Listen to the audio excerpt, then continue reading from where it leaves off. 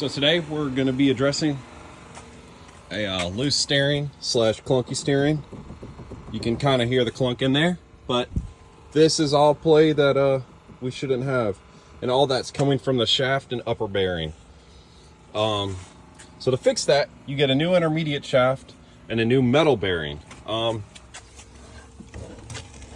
As you can see, mine has a bunch of other added wiring things, so it's a bit more challenging, so I'm going to walk you guys through it. But this is a plastic OEM bearing. It's 22 years old. They make a metal replacement, and not many people know about that. So we'll be putting a metal replacement in, and then the steering shaft that connects to it gets worn out. This U-joint does, and that's what causes a lot of the slop.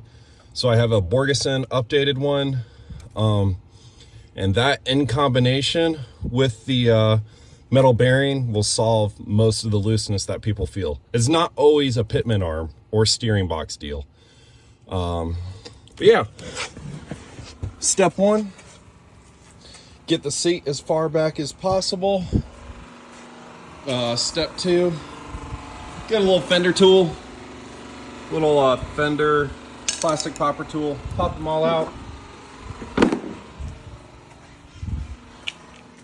Then you'll go in and you want to tie the steering wheel up. So you'll just run the, sorry, got one hand here. You just run the seatbelt all the way through.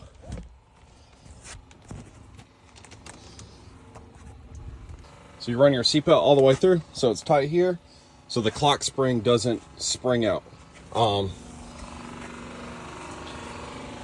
Next deal, we're getting into the actual steering shaft. Yeah, it's a Duramax, there's a lot going on. But we have a little daylight left, which is nice. So once you get all the harnesses and other wires and stuff out of the way, this needs to get taken care of. That's on me. I'll get that taken care of. But this is the bolt we're looking at. It's a 15 mil. It's got a tab on the back, so it won't spin out on you. It gets torqued down to 35 foot-pounds, but we'll just zip it out with an impact. So with your impact, this is what you will have pulled out. You'll hold on to this. This gets reused. So now we come back underneath the truck, and we have to separate these two. So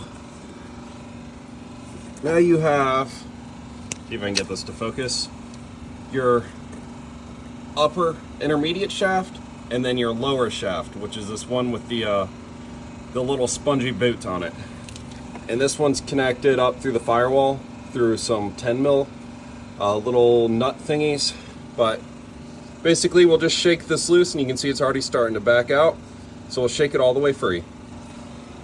So now the next thing we'll do is we'll remove the gas pedal to give ourselves some more working room. So there's a 10 mil nut on the bottom, and there's one like right in the middle, and then one up top.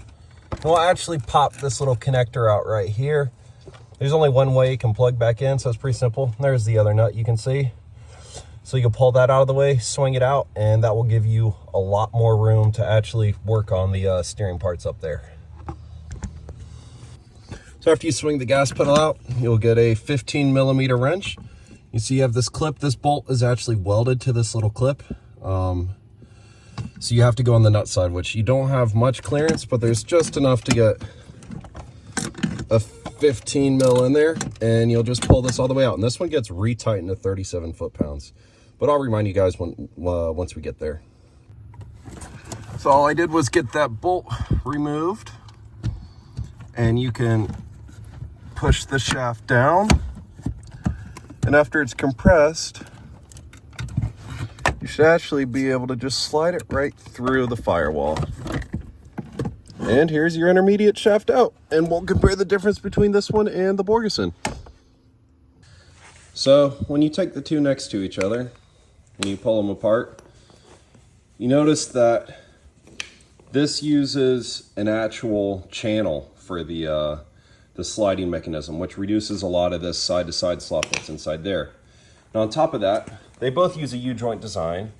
This is the original U-joint, and this is the Borgeson, which is almost double in size, and it's pre-greased.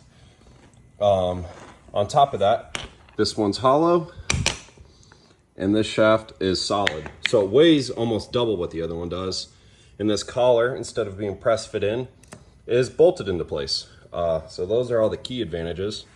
So what we'll do is we'll slide this little foam water barrier piece off of the old shaft, put it onto the new shaft, and but now we're gonna address the bearing, which a lot of people forget about. So the bearing of question is this white one. Mine was actually so worn down that it literally just slipped out on its own. So we'll slide this all the way out. And this is your upper intermediate shaft, which the clunking noise you hear is from this shifting side to side due to this bearing wearing out. You can see there's the grease is all the way out of it. It's completely rusted, which removes some of the smooth feeling. And the upgraded piece is actually in the freezer right now, and that is to shrink it because it's a metal bearing and it's press fit. So being able to shrink it beforehand is key. But another thing that's super essential is taking some fine grit sandpaper. I believe I have some 600 here. And yeah, you're getting a live video of me walking around. But you go in here and you'll just take your finger and you'll work your way around it.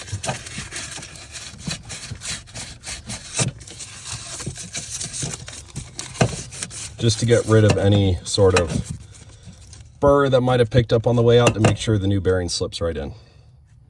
So per the instructions, you put Loctite on all these Allen key bolts, or these little threaded nut thingies. I forget what they're called, but you're gonna put Loctite on those before you slide it up. But the way these work is with your shaft, when it's connected through, you see how you have this flat edge and a rounded edge. So you want to center this up onto there to where you can have two of these on the flat edge and two on the rounded edge. And this actually secures the center bearing in place, which moves super duper nice and smooth, which is perfect for what we're doing.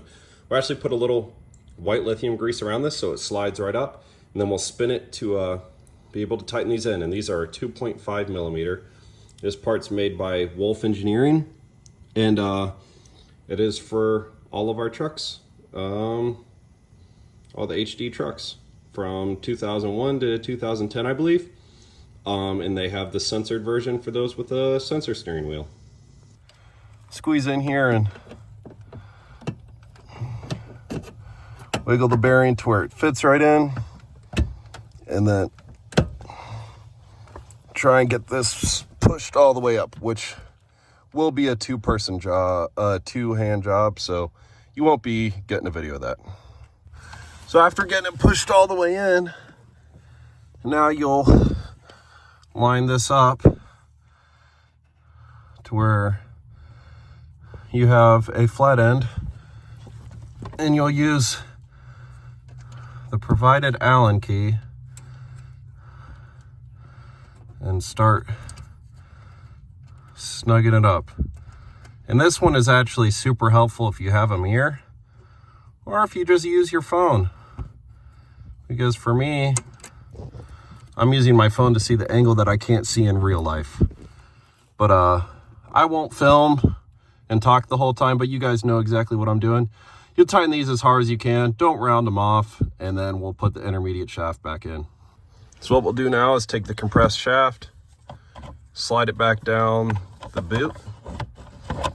Let me use my dominant hand here because this is not the easiest, but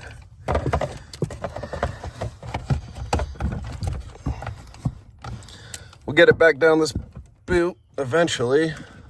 I might need to be on the other side of the firewall to help get this through.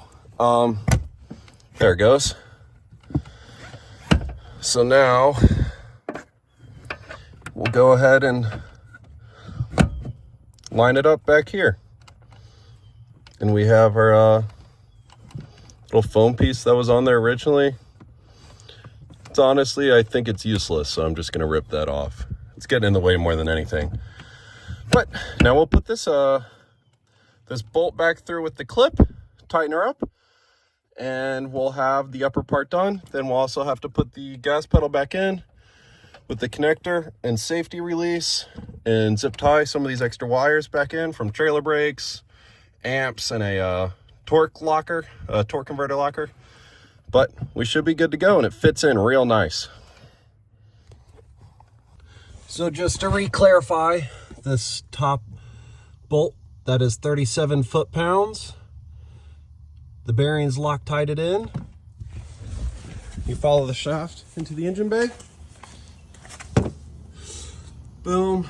This nut, well, the bolt's on the other side, but I just turned the wheel to make sure everything was fully tightened and good after spec. This one's 35 foot-pounds. This is my glow plug controller. I don't have glow plugs because I live in Florida. I think it's just an extra thing to go wrong for me. But yeah, this is step one of revamping all my steering. Step two is new tie rods. These ones are sleeved, but you can literally see my hand move in and out. These are also 22 years old, so I went with rare parts tie rods, and then a DHD all-season steering brace, and I will show you guys how to install those when I get those. For now, that's the bearing and Borgeson steering shaft. Absolutely no play. I could actually move the whole car by this if I wanted to, but it's awesome, man. I love it. Looks good, and I think it'll definitely clean up my steering.